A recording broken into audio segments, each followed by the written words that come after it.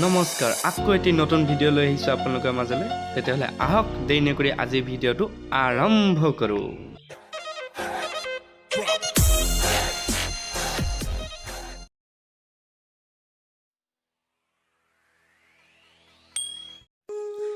আজি মই আহিছোঁ দীপৰ বিলত এই দীপৰ বিল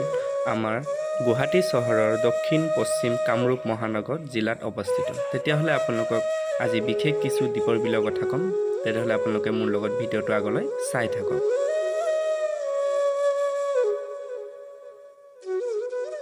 দীপৰ বিলৰ নামৰ অৰ্থ হৈছে দ্বীপ মানে হাতী আৰু বিল মানে জলাশয় এয়া হৈছে দীপৰ বিলৰ মুখ্য গেট ইয়াৰ পৰা আমি এতিয়া প্ৰৱেশ কৰিম আৰু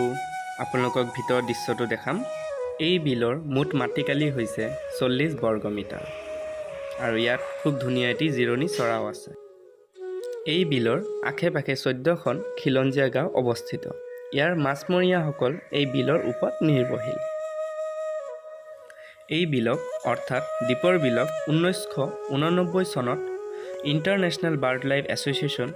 অৰ্থাৎ IBA দ্বাৰা চৰাইৰ অভয়াৰণ্য হিচাপে ঘোষণা কৰা হয়